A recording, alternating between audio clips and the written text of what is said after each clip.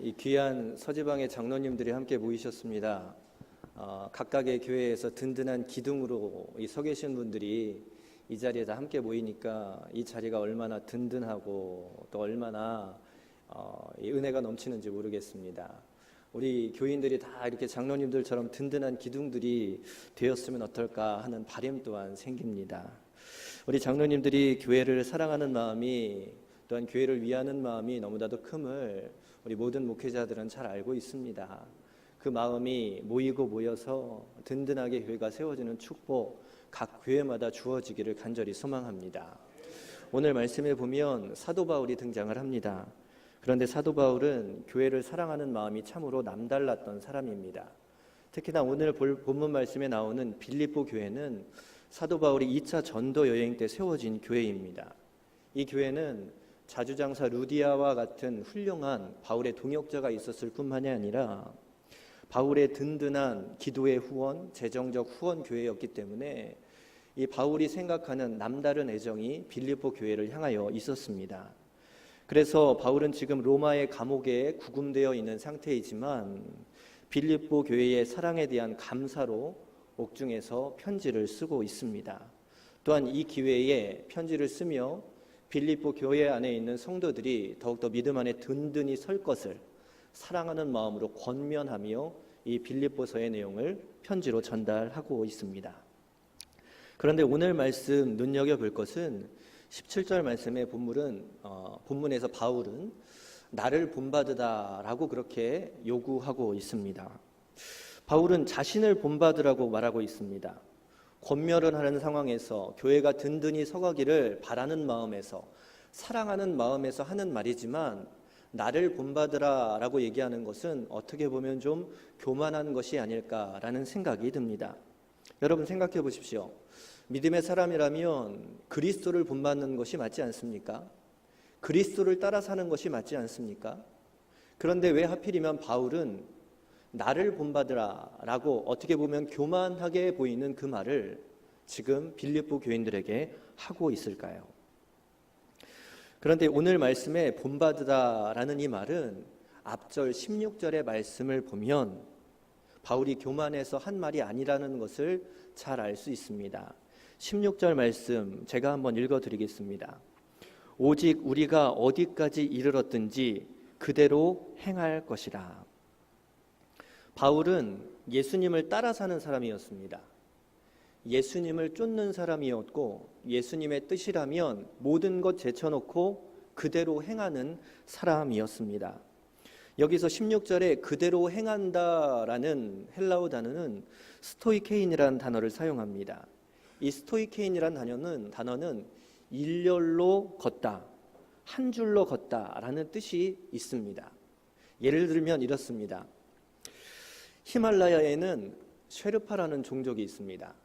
이 쉐르파라는 종족은 히말라야에 등반하는 사람들을 안내하고 또한 그들의 짐을 들어주고 거기서 오는 수입으로 먹고 사는 민족입니다. 이들은 히말라야를 등반하기에 수많은 정보를 갖고 있습니다. 그래서 각지에서 오는 등반가들은 이 쉐르파의 종족, 이 쉐르파 종족의 도움 없이는 히말라야를 등반하기가 참 어렵습니다. 이들은 어디로 가야 할지, 또 어떤 기후에 멈춰 서야 할지, 이때는 어느 길로 가고 어떤 때 더 속도를 내야 할지 누구보다도 잘 알고 있습니다. 그래서 이 쉐르파 종족을 앞세우고 그를 선두로 삼아서 히말라야를 등반하는 겁니다. 그런데 높이 올라갈수록 이 쉐르파 종족을 잘 따라가야 해요. 왜냐하면 이 어느 정도 높이에 올라가면 눈이 만년설이거든요. 그 밑에는 무엇이 있는지 보이지가 않습니다. 그런데 만년설 밑에는 크레바스라는 빙하에 갈라진 틈들이 존재한다고 합니다. 그러니까 길을 모른 채로 그곳을 잘못 밟으면 그 빙하에 갈라진 틈으로 떨어지고 그것은 곧 죽음을 의미하는 것입니다. 그러니까 일렬로 쉐르파 종족을 잘 따라가야 합니다. 그런데 여러분 일렬로 가다 보면 맨 뒤에 있는 사람은 쉐르파를 보면 안 됩니다. 누구를 바라봐야 하냐면 내 앞에 사람, 내 앞에 사람의 발자국을 보고 그 발자국을 따라가야 해요. 만약에 이 행렬이 이렇게 곡선으로 가게 되면, 그래서 쉐르파 종족을 따라 걸으면 앞에 사람들이 걸어가는 길이 아닌 쉐르파 종족을 향하여 내 갈 길이 방향이 달라지게 됩니다. 쉐르파 종족의 밟은 땅이 아닌 내 맘대로 걷는 걸음이 생겨나는 것이지요. 그러면 그 걸음이 혹시나 잘못된 걸음 되어 크레바스를 밟고 거기에서 빠져 죽음을 당할 수 있는 위험이 있습니다.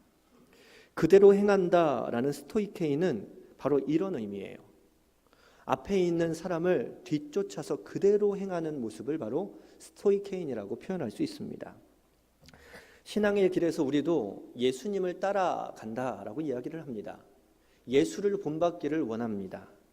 그런데 정작 우리가 살아가는 신앙의 길에는 예수님이 너무나도 멀게만 느껴집니다. 예수님과의 나와의 거리가 그렇게 먼 것처럼 느껴집니다. 여러분, 그때 우리는 누구를 보아야 할까요? 그때에 누구를 볼 수 있을까요? 그것은 바로 내 앞에 있는 신앙의 선배, 그 등 뒤를 볼 수밖에 없다라는 것입니다.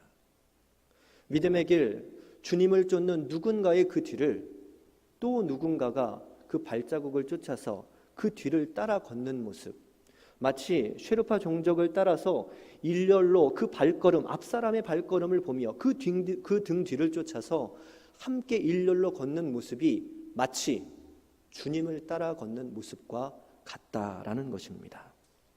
바울은 예수를 쫓고 있습니다. 신앙의 길, 믿음의 길이 좁은 길이라고 말하는데 바울은 이 좁은 길을 예수님 바라보며 굳건히 그렇게 걸어가고 있습니다. 그런데 바울은 그 길을 혼자 걷는 것이 아니라는 것을 알고 있습니다. 자신의 뒤에 바짝 붙어서 믿음의 후배들이, 내가 전도하면서 세운 교회에 그 교인들이 자신의 뒤를 바라보며 그 등 뒤를, 그 발자국을 밟으며 보며 쫓아오고 있다는 사실을 바울은 잘 알고 있었습니다. 그러니까 바울은 빌립보 교인을 향해서 엄청난 부담감을 가지고 또한 사랑의 마음을 가지고 지금 나를 본받으라 라고 이야기하고 있는 것입니다. 그런데 바울은 여기까지만 요구하지 않습니다. 내 뒤를 잘 따라와 나를 잘 본받아, 거기에서 멈추지 않습니다. 17절 후반부에 보면 너희가 우리를 본받은 것처럼 그와 같이 행하는 자들을 눈여겨보라 라고 말씀하고 있습니다. 즉 바울은 내가 예수님을 쫓아 걸었던 그 삶을 너희도 뒤따라서 보고 부담감을 가지고 걷되 나만 쫓아오는 것이 아니라 또 누군가 너희의 뒤를 쫓고 있으니 그들을 바라보며 부담감을 가지고 그 길을 걸어라 라고 요구하고 있는 것입니다. 어느 교회에 새신자가 등록을 했습니다. 그런데 목사님이 보니까 이 새신자가 월요일 날 새벽 예배 때 앉아 있는 겁니다. 화요일에도 수요일에도 빠지지 않습니다. 목사님이 속으로 생각했습니다. 혹시 신천지인가?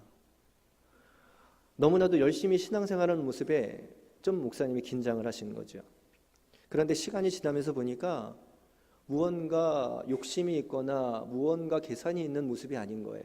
너무나도 순수하게 신앙생활을 예쁘게 잘 하는 겁니다. 그래서 하루는 목사님이 그 새신자를 향해서 물었습니다. 성도님, 교회에 오신 지 얼마 되지 않으셨는데 새벽 예배도 열심히 나오고 그렇게 모든 예배마다 참석해서 기도하시는데 무슨 기도의 제목이 있으십니까? 제가 중보해 드릴게요. 그렇게 목사님이 물어보셨어요. 그랬더니 그 새신자가 당황해하면서 말합니다. 원래 이렇게 신앙생활하는 거 아닌가요? 목사님이 그 새신자를 인도한 분이 누구신가 살펴보았더니 그분을 인도하신 분은 한 권사님이셨는데 이 권사님은 모든 예배에 빠지지 않은 FM 신자였던 겁니다. 그 권사님이 신앙생활은 이렇게 하는 거야, 이것이 맞는 거야, 옆에서 함께 그 새신자를 데리고 다니면서 예배에 함께 참석하고 기도하는 방법을 가르치고 신앙의 내용을 조목조목 가르쳐 주었던 것입니다. 여러분, 우리 앞에 어떤 사람이 있느냐에 따라 우리의 모습은 분명 영향을 받습니다. 좋은 부모님 밑에서 좋은 자녀가 나오기 마련입니다. 좋은 구역장 밑에서 좋은 구역원이 만들어지기 마련입니다. 좋은 목사님 밑에서, 좋은 장로님 밑에서 좋은 성도님들이 세워지기 마련입니다. 그렇기에 수많은 사람들이 좋은 사람을 만나기를 기대하고 소망하며 기도하며 그렇게 살아가기도 합니다.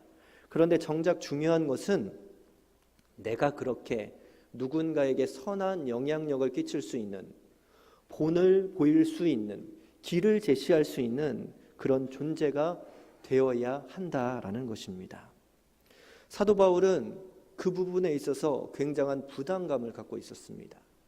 그렇기에 감옥에서도 빌립보 교회를 사랑함으로 그 사랑하는 교회를 향하여 편지하며 나를 본받으라 라고 얘기합니다. 엄청난 부담감을 가지고요.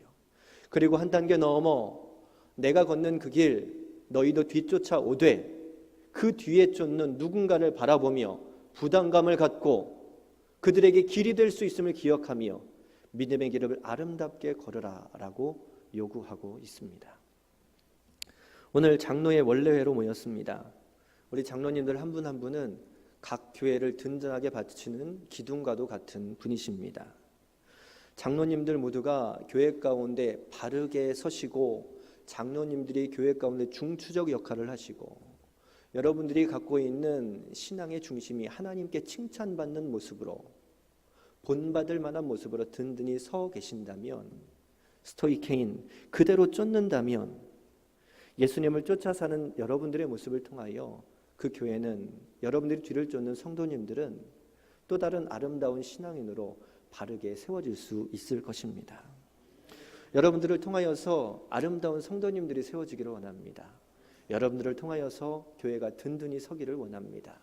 그래서 이 마지막 때에 우리 서지방에 있는 각 교회마다 하나님께 칭찬받을 수 있는 아름다운 내용들이, 그리고 교회가 든든히 서는 축복이, 그래서 놀라운 부흥의 역사가 각 교회마다 일어날 수 있는 축복이 있게 되기를 주님의 이름으로 간절히 축원합니다. 함께 기도하겠습니다.